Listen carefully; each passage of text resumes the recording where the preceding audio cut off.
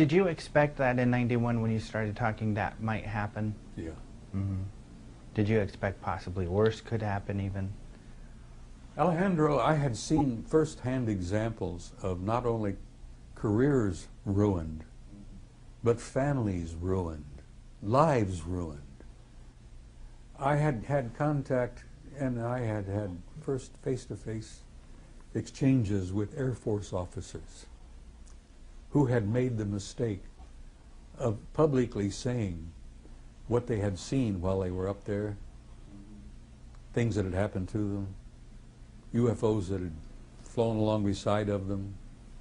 They'd look over and they'd see somebody looking in the disc in the UFO looking at them, and then they would talk about it when they got back, and their lives were ruined, their careers were ruined, families were ruined. I'd seen that. And they were capable of a scientist in Los Alamos said too much about some of the things he had been working on. He had a one-car accident one night going from the laboratory at Los Alamos to his home. And when the state police got to the car, they were capable of doing that in those days, and they did it. Mm-hmm. Now, as I said, they've told me, I've had friends tell me on the inside that they stopped doing that. That they have other ways of persuading you not to talk. It's usually chemical now. They don't use the brute force. It's a chemical thing now, which they use they can induce coronary. They can induce, you know the story of Stephen Schiff. Mm-hmm. He should not have died from that cancer. By the time he was diagnosed to the time he breathed his last breath was under a year. That cancer should not have killed Stephen Schiff. And he was a congressman. Right. But he was causing too much trouble. He was rattling their cage, rocking their boat, and they took him out. But you, at this point, in '91, had become so frustrated with the secrecy and that the government hadn't shared what you knew they knew for nearly 30 years that you decided to talk anyway. Yeah, people have said, oh, that showed courage. And I said, no, it didn't show courage, it showed anger. You know, I'm a retired command sergeant major. We're not famous, we're not noted for patience or genteel ways of doing things. The reason the generals love command sergeant majors is that we would get things done. Well, I was to a point where my anger was up. I got my dander up, as the saying goes. I was pissed off. And I didn't care whether they were going to take me out or not, and I was going to tell what I had seen, what I had learned, and what people needed to know. And I was willing to, you know, go out with a flash. Did you think the government perhaps was going to do that themselves, maybe when you were going through the 60s and 70s or 80s? Yeah, I did. I did. Until it became clear to me, and I've been told that this by people, that once I went public, once I sued the sheriff and won, I was on hard copy. That embarrassed Pima County. That embarrassed Clarence Dupney, who's still down there as sheriff, by the way. I was in the National Enquirer 3 times. I think going public, Alejandro, was one of the things that saved my ass. I think really one of the things that's kept me alive is that, first of all, I went public. I laid out what I had seen, what I had experienced, and I only laid out a little bit of it then. But I think going public is probably what saved me. Because if they had taken me out and bumped me off after I had blabbed all over the damn place, people would have started asking questions. Hey, could it be that what he was telling us is true? Right. You know? But now you do not feel that disclosure's coming from the government anytime soon. No, because I've been flatly told that I am an asset. That somebody or somewhere wants me to do what I'm doing. Mm-hmm. Well, I know some of them do because I'm part of this program now. It's a form of disclosure known as subliminal education. Now, the cynics in the businesses, in the government, call it psychotronic persuasion. You know, that they use it just, they can make people buy anything they want. People can be persuaded to do anything they want most people to do. All you have to do is watch TV regularly, or use the net, the web, regularly, and you end up eventually, you pay your taxes, you don't misbehave, you go to the ball games, you attend NASCAR, you do all the things that they've designed for you to do to keep you busy and to keep you from thinking. One of the things that gets my dander up and gets me angry is I say, geez, people, for God's sake, wake up. Stop being a clam. Stop playing their stupid game. I can't watch TV anymore. It makes me sick to my stomach.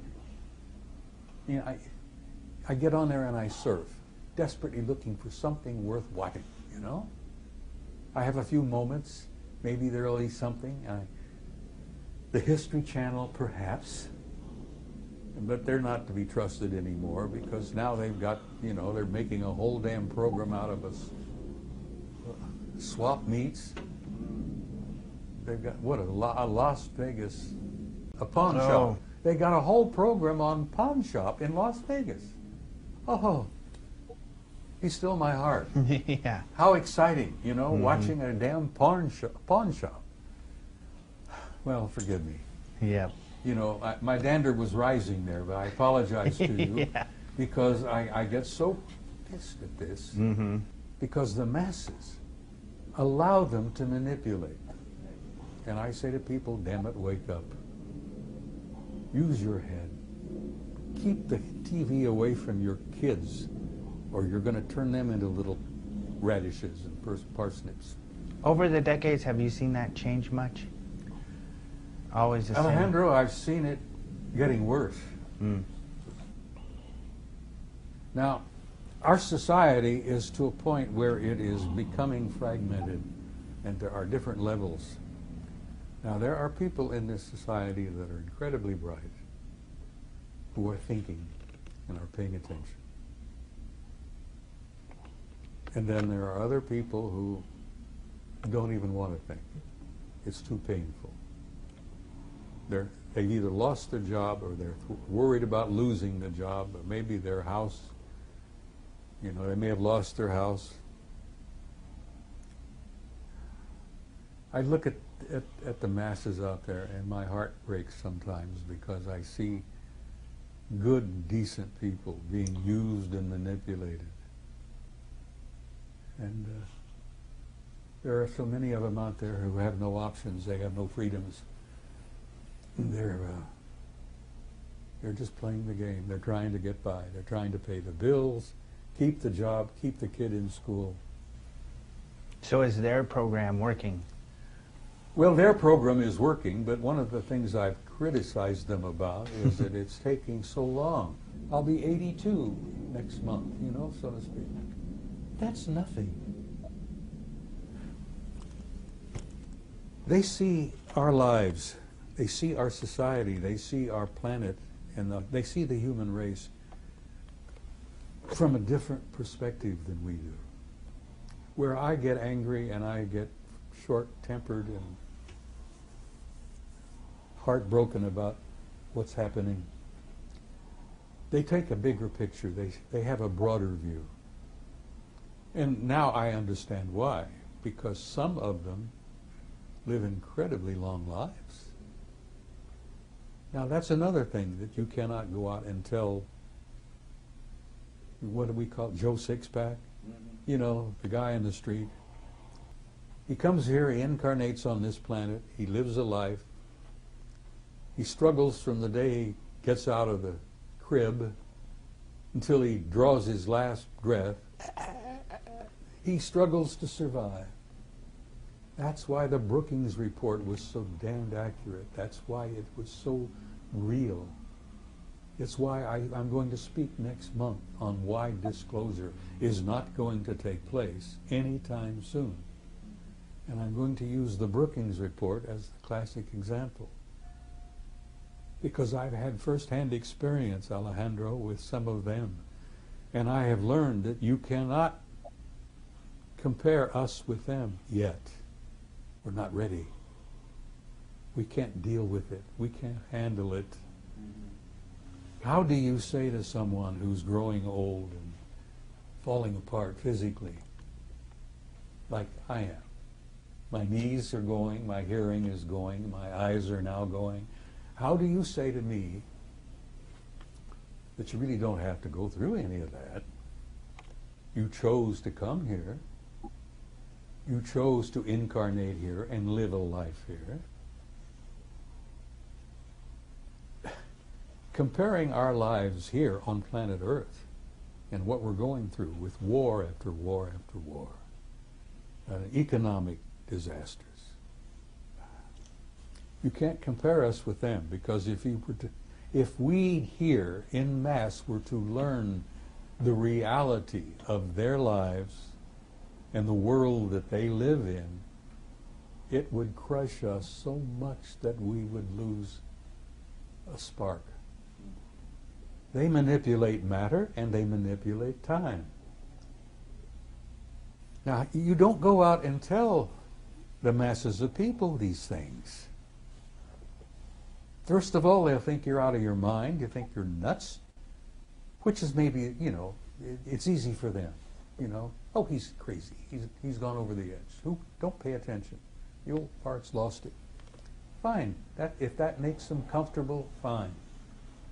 It doesn't make me comfortable, because I'm beyond being comfortable anymore.